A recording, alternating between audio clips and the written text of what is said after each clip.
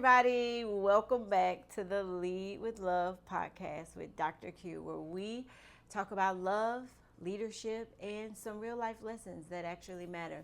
And if you are here right now, it is by no accident. You are exactly where you are supposed to be. So let's jump in. Okay, y'all, to be honest with you, before we get into today's episode, I have to be real. I need to undo my tie for just a second because I am recording this from a hotel room because today is the day that I check my baby into his dorm room at Lamar University, and it's just a few hours away, and my baby, my child, is going to school at college. And if you're a parent, you already know the feeling that I'm feeling right now. I'm proud, but I am terrified. I am emotional. I am all the things at the same time. I'm having loss and love, holding hands before it even happens yet. Like, I have not cried completely, but I'm about to right now because it's coming. But I decided to go ahead and record this episode now before the complete drop off because honestly, today's episode is about saying the hard thing with love. And it feels pretty fitting that I'm kind of showing up in this space to record it with my whole heart already on the outside of me. So if you are going through something big today too, this one's for you. So let's let's get into it. All right. I need to tell you all about a conversation that I avoided for a very long time. That turned into a crisis. Basically, I had a staff member, very talented, well loved by students, genuinely committed to the work, but there was a pattern that I was seeing that was kind of starting to affect the team. Nothing like super dramatic, nothing that required me to call HR or anything like that. It was just this consistent pattern. And I kept thinking, it'll just get better. Like, it'll get better. And they maybe are going through something, and, who knows what it is. And I'll just bring it up when the timing is right. And the truth is, the timing never felt right. And the pattern did not get any better. It got bigger, it got worse. And what could have been probably a 15-minute caring, direct conversation became a full-blown team issue that took months to untangle. Because why? I waited. Because I was more comfortable with kind of the tension of avoidance than the discomfort of having a conversation that I felt that wasn't necessarily necessary. And here is what I know now that I wish I had known then, that avoiding conflict does not prevent conflict. It just relocates it. You move from the problem, from the being at the surface where you can see it, it's visible, it's manageable, until it starts to go deep underground where it festers and it spreads in ways that you cannot see until it is much harder to actually fix it. And that is what today is about. The conversation that you have been putting off, the things that need to be said, and how to say it with love, with courage, and without completely blowing up the relationship in the process, because when we wait, that's exactly what happens. So by the end of this episode, what's going to happen? I think you're going to understand why courageous conversations are not optional for leaders who lead with love. They are the most loving thing that you can do when you're leading with love. You're going to also learn the mission-minded protocol for navigating hard conversations with clarity and with care. And you will also walk away with one very specific action, the conversation that you have been avoiding, and the framework to have it when. You'll know what I'm going to say this week. You're going to have it this week, okay? So let me name some of the reasons why leaders avoid conversations, okay? Because They are very real reasons. And I want to make sure that I honor them and that I acknowledge it before I challenge you with it. We are, number one, we're afraid of the relationship. We've built something with this person, trust, we've built rapport with them, we have history with them, and we are completely terrified that one honest conversation will damage what took months or maybe even years to build. And that fear is completely understandable. And here is what is true. Relationships built on honesty are way more resilient than relationships that are built on politeness. The conversation that you are avoiding is not going to damage the relationship, especially if it's a real relationship. The silence, though, that builds around it eventually will. So we are afraid also of their reaction. What if they get upset? What if they cry? What if they get defensive or shut down or turn it back on us? And again, that is very, very valid. It's a valid concern.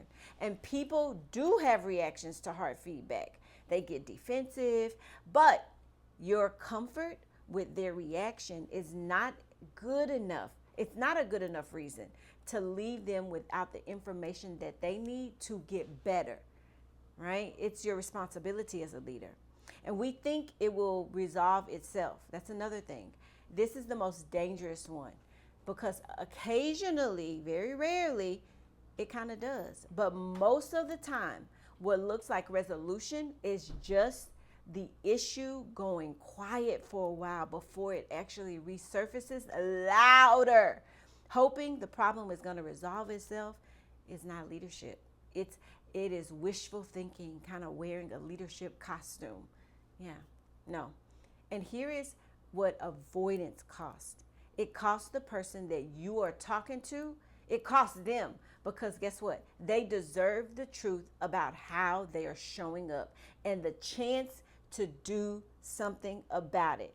It costs the team, not just you, because teams feel the unaddressed tension, even when nobody names it or no one says anything about it. And guess who else it costs? It costs you, because carrying the weight of what you have not said, it is heavy and it is exhausting. And every single leader I have ever coached who finally had that hard conversation with that person, they had been avoiding, has said the same version of the same thing. They said, I cannot believe that I waited this long, and I should have said something months ago. Don't wait. You do a disservice to them, to yourself, and to the team. Okay? So, how do you actually do this? Well, how do you walk into a hard conversation and come out on the other side with the relationship intact and the issue addressed? How do you do it? Dr. Q, I'm glad you asked. I'll tell you. What I use is, I'm telling you, it works. It's a framework that is called the Mission-Minded Protocol. And I want to walk you all through it. You know, my old boss, he gave it to me, and it is a conversation that will help you feel a lot better and knowing that it's more possible to do this. Step one, start with the relationship. Before you say anything about the issue, first just affirm the person specifically, not generic praise or no, specific, genuine acknowledgement of who they are and what they bring. Like, for example, I want to talk to you about something, and I want to start first by saying that I value you and I believe in the work that you do here. I'm having this conversation because I care about your growth and about our team. Not because I'm keeping score or I'm looking for reasons to criticize you. I mean, if I heard that, my defenses would come down. Okay? Because that opening does something very important. It separates the feedback from the relationship. It says, this conversation is happening because of how much I'm invested in you, in your growth, in your capacity, not in spite of it. Okay? Step two, Name what you have observed specifically and without interruption. Not, you've been difficult lately. What is that? That's vague. No. Not people have been noticing some things. What? No, be specific. Use something observable, behavioral. Like in the last 3 months, these last 3 team meetings, I noticed that you left before we closed out the agenda. And I want to understand what's happening there. That's very specific. That's just a fact, not a judgment. It's what actually happened. It's not an accusation. It is a specific, observable fact that opens up the conversation rather than putting the person on the defensive, right? Step 3, you're going to invite their perspective before you present your perspective. Seek first to understand, then to be understood. You're going to ask, hey, what's been going on with you lately? Or is there something that I need to understand about your experience right now? Or you could say, help me kind of see this from your side. Because here is the truth. You might not have the exact full picture.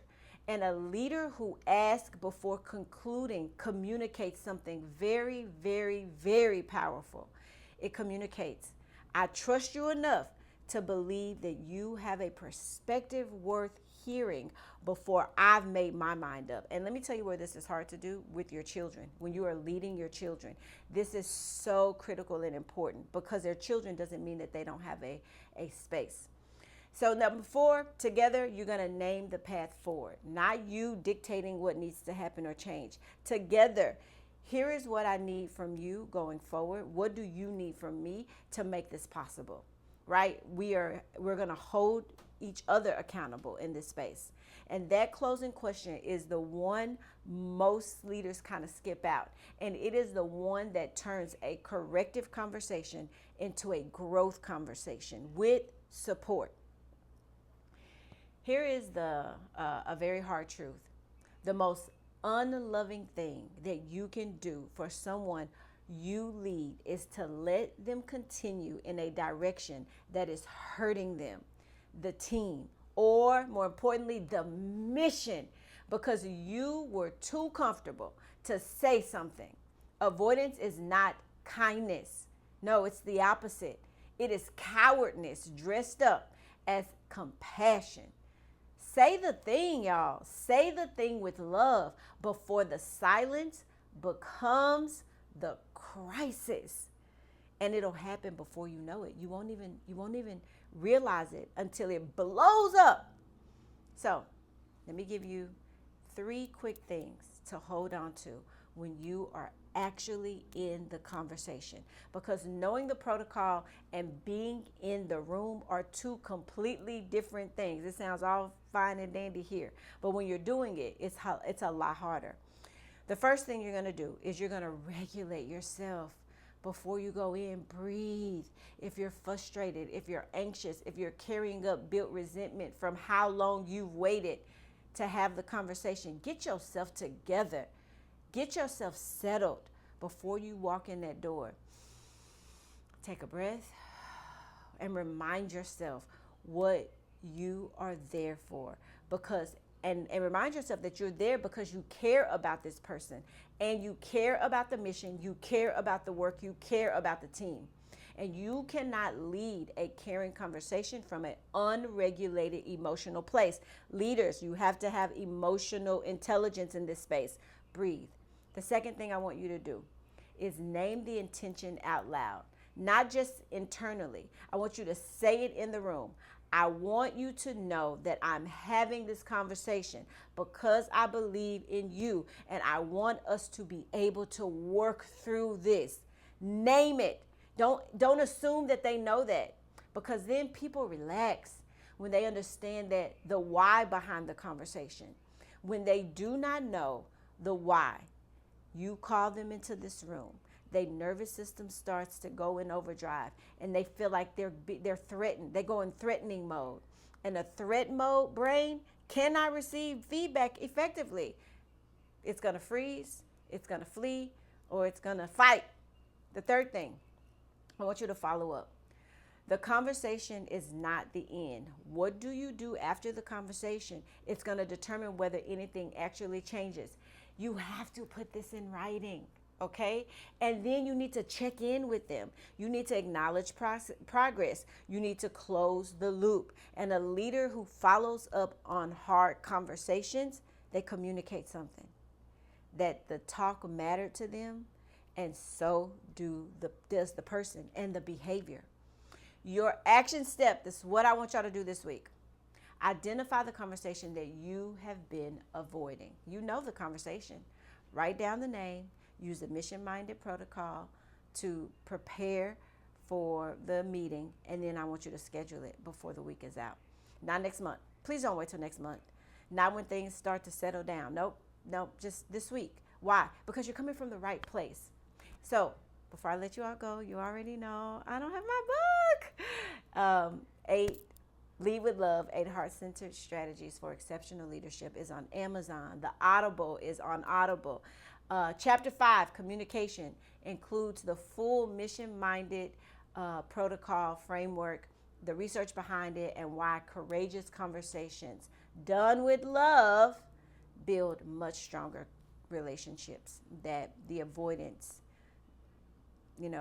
precedes them, right? So next week is our final week in communication deep dive, and we are going straight to the people. We're going to talk about some of the real stories, survey stories that are in the book from over hundreds of leaders that shared about what communication presence and absence actually looks like and feels like from the inside. So you are going to want to hear these stories, all right? So you do not want to miss it, all right?